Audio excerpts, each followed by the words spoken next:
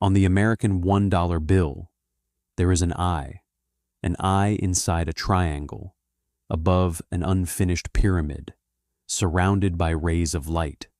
They call it the all-seeing eye, and it appears on the most powerful currency in the world, in the most powerful country in modern history, since 1935. Why is there an eye on the American dollar? Who put it there? And what does it really mean? Those questions have gone nearly a century without a completely satisfying answer, and they lie at the heart of the greatest and oldest mystery in the history of Western civilization, the mystery of the Freemasons, a society that has operated for centuries in the shadows and in plain sight at the same time, a society that has counted among its members kings, presidents, scientists, philosophers, and artists, and a society that, despite being one of the most studied organizations in the world, still keeps secrets that no one has been able to completely reveal. Tonight, we are going to try to uncover them. Breathe deeply, relax, and come with me to the oldest mystery of the modern world. Close your eyes. Imagine you are walking through the streets of Washington, D.C. at night. The monuments rise around you, bathed in artificial light. The Capitol, the Washington Monument, the Lincoln Memorial. They are the most recognizable symbols of the most powerful country in the world. But there is something most visitors do not know. These monuments, these streets, this entire city was designed and built following a pattern of symbols and sacred geometry that is thousands of years old, a pattern that the architects and founders of the United States, many of whom were Freemasons, deliberately incorporated into the design of their new capital. If you take a map of Washington, D.C. and draw lines between the main monuments, perfect geometric shapes emerge: triangles, pentagrams, compasses, and squares, the very same symbols that appear in Masonic rituals for centuries. Is that a coincidence? Or is there a deliberate plan, drawn more than 200 years ago, that is still visible in the streets of the American capital today? Tonight, we will explore together the fascinating and mysterious world of the Freemasons, their real history, their rituals, their famous members, and the theories that have made them the center of the most elaborate conspiracies in modern history. Calmly, in detail, without rush, because the Freemasons are a mystery that deserves all the time in the world. Relax completely. Let the tension leave your body. Let your breathing become slow and deep. There is no rush tonight. There is only silence, ancient candlelight, and the oldest secret of the modern world. To understand the Freemasons, we must first understand their origins. And here, the story immediately becomes fascinating, because the Masons themselves do not agree on when and how their organization was born. The official history, the one modern Masons tell about themselves, says that Freemasonry began in 1717. That year, 4 lodges in London came together to form the first Grand Lodge of England. That is the documented and verifiable origin of modern Freemasonry. But the Masons also maintain a tradition that claims their roots are far older. Far older. According to Masonic tradition, the brotherhood descends from the builders of Solomon's Temple in Jerusalem, approximately 3,000 years ago. The central figure of this tradition is a legendary architect named Hiram Abiff. According to Masonic legend, Hiram was the master builder of Solomon's Temple. He guarded the deepest secrets of construction and sacred geometry, and he was murdered by 3 men who wanted to steal those secrets from him. The story of Hiram Abiff, his death, and the search for him forms the core of the most important Masonic ritual, the ritual of the 3rd degree. Is this legend historical, or is it simply a founding myth, as all great organizations have? Most historians consider the direct connection to Solomon's Temple to be symbolic rather than literal. But there is another theory about the origin of Freemasonry that is equally fascinating: the theory of the Knights Templar. The Knights Templar, that military and religious order that fought in the Holy Land during the Crusades, were violently and dramatically dissolved in 1307. The King of France, Philip IV, accused them of heresy and witchcraft. Their leaders were arrested, many were tortured, and the Grand Master Jacques de Molay was burned at the stake in 1314. But according to a very popular theory, not all the Templars died. Some escaped. They took refuge in Scotland, where the authority of the French Pope did not reach. And over time, their secrets and their rituals merged with the guilds of medieval cathedral builders, eventually forming what we know today as Freemasonry. This theory has not been historically verified, but it is extraordinarily persistent, and it has been part of the popular imagination about Masons for centuries.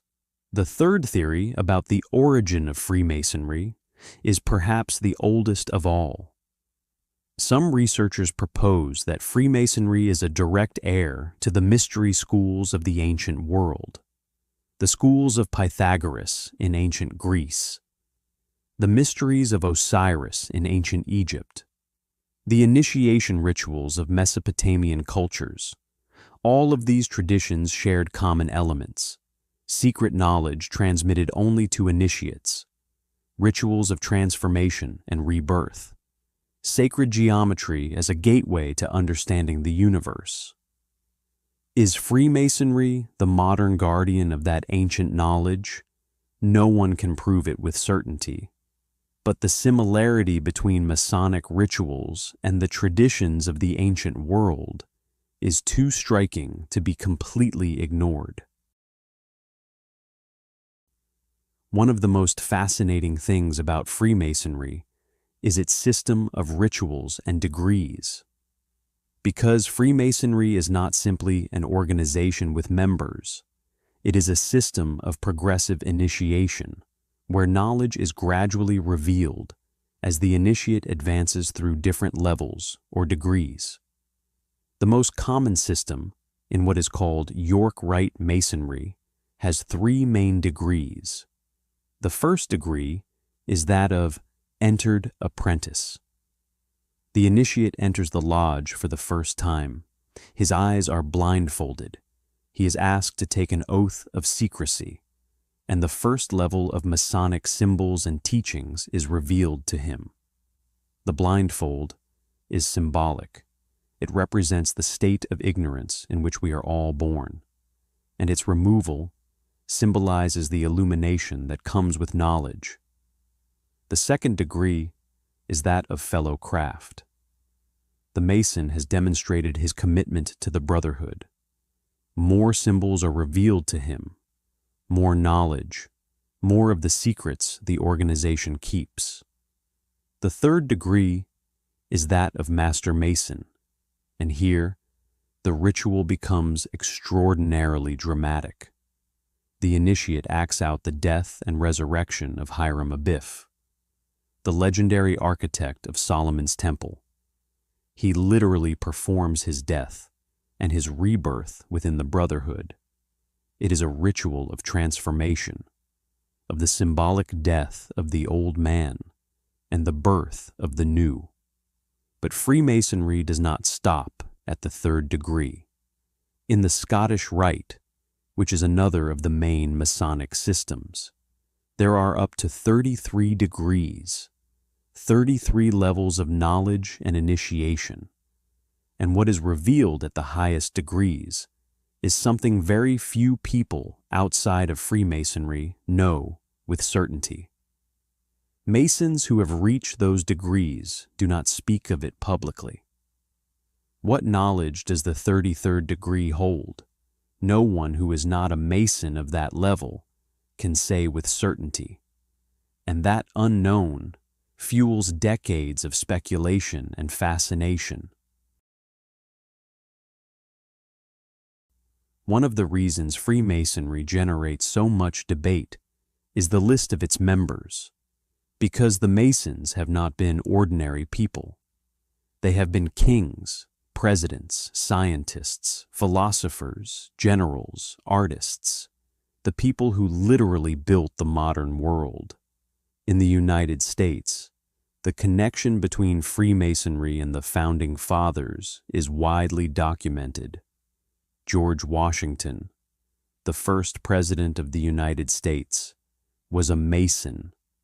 He was initiated into the Fredericksburg, Virginia Lodge in 1752, and when he laid the cornerstone of the Capitol in 1793, he did so wearing his Masonic apron and using the ritual tools of the brotherhood. Benjamin Franklin, one of the most brilliant intellects in American history, was a Mason. He was Grand Master of the Grand Lodge of Pennsylvania. James Monroe, Andrew Jackson, James Polk, James Buchanan, Andrew Johnson, James Garfield, William McKinley, Theodore Roosevelt, William Howard Taft, Warren Harding, Franklin Roosevelt, Harry Truman, 14 presidents of the United States were Masons. Coincidence? Or evidence that Freemasonry has had a systematic and deliberate influence on American politics since its founding? But Masonic influence is not limited to the United States. Frederick the Great of Prussia was a Mason. King Edward VII of England was a Mason. King George VI, father of Queen Elizabeth II, was a Mason. Mozart was a Mason. Haydn was a Mason. The Magic Flute, one of the most famous operas in history, is filled with Masonic symbolism. Voltaire was a Mason. Jonathan Swift was a Mason. Sir Arthur Conan Doyle, the creator of Sherlock Holmes, was a Mason. And in the field of public life, Winston Churchill was a Mason. Edwin Buzz Aldrin, the second man to walk on the moon, was a Mason. The list is extraordinarily long and extraordinarily influential. What does it mean that so many of the most powerful and influential people of the last 3 centuries belonged to the same secret organization? That question has never been completely and satisfactorily answered. Perhaps the most fascinating thing about Freemasonry for the general public is its symbols, because Masonic symbols are everywhere, on banknotes, on monuments, in cities, in art, in architecture. And once you learn to recognize them, you start seeing them in places you had never noticed before. The most famous symbol is the compass and the square. The compass and the square are tools of medieval builders. In Freemasonry, they represent something deeper. The compass represents the sky, the spiritual, the limits a man must impose on himself. The square represents the earth, the material, ethics, and morality. Together, they symbolize the balance between the spiritual and the material, between heaven and earth, between the divine and the human. The second most famous symbol is the all-seeing eye. The eye inside the triangle that appears on the American dollar bill. Masons call it the eye of providence. It represents the eye of God, watching all human actions.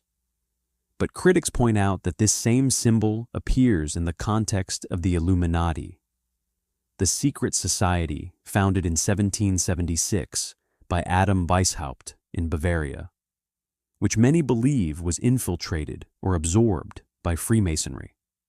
Is the eye on the American dollar a Masonic symbol, or an Illuminati symbol, or simply a religious one? Experts do not agree, and that ambiguity is characteristic of everything related to Freemasonry. The third important symbol is the number 33. The number 33 appears repeatedly in the Masonic context. It is the highest degree of the Scottish Rite. It represents the age at which, according to Christian tradition, Jesus Christ died. And it appears in unexpected places in the culture and architecture of countries with strong Masonic influence. Is 33 simply a number, or is it a deliberate signal of Masonic presence? And then there is the geometry of Washington, D.C. If you draw lines on the map of the American Capitol, connecting the Capitol, the White House, the Washington Monument, and other key points, geometric shapes emerge that correspond exactly to Masonic symbols. An inverted pentagram with its point toward the White House, a triangle pointing toward the Capitol, a compass and square formed by the main streets. Did the Masonic founders of the United States deliberately design their capital as a message in stone and asphalt? Or is the human mind programmed to find patterns, seeing shapes where there is only practical urban planning? The most popular theory about Freemasonry is also the most difficult to verify. The theory that the Masons, together with other secret organizations, effectively control the governments, banks, and media of the Western world, that elections are decided in advance, that wars are planned for the benefit of hidden elites, that the leaders we see on television are simply puppets of powers that never appear in public. Is this possible in a moderate form? There is evidence that the networks of contacts that Freemasonry provides have given real advantages to its members throughout history. When 14 American presidents belong to the same organization, when the leading bankers and politicians of an era share rituals and secrets, that inevitably creates networks of influence and mutual favors that go beyond what the public knows. Is that control of the world? Probably not in the literal and conspiratorial sense, but it is also not completely innocent. Freemasonry, at its best, is a philosophical fraternity dedicated to personal improvement and service to the community, with a rich intellectual tradition and a network of mutual support among its members. At its worst, it is a network of influence that operates outside public scrutiny, where decisions that affect millions of people are made in private meetings between people who share loyalties that go beyond their public responsibilities. The truth, as always, probably lies somewhere between the two extremes. And perhaps that uncertainty is the most honest thing we can say about Freemasonry, that it is an organization complex enough, old enough, and influential enough to contain both versions of itself at the same time. And so, as Masonic lodges continue to meet in secret in cities around the world, you can rest tonight. Let your mind relax. Let your thoughts flow gently like water beneath an ancient bridge. Freemasonry has spent more than 300 years at the center of the debate between those who see in it a global conspiracy and those who see simply a philosophical fraternity with outdated rituals. And perhaps that tension between the two interpretations is exactly what makes it so fascinating, because it reminds us that the world is full of things that seem to have two faces at the same time: the visible and the hidden, the official and the secret, what we are told and what really happens. And perhaps learning to live with that ambiguity is the most important lesson of all. Tonight, let that thought accompany you as you sleep. Close your eyes, breathe deeply, and dream of compasses and squares beneath the starry sky. Good night.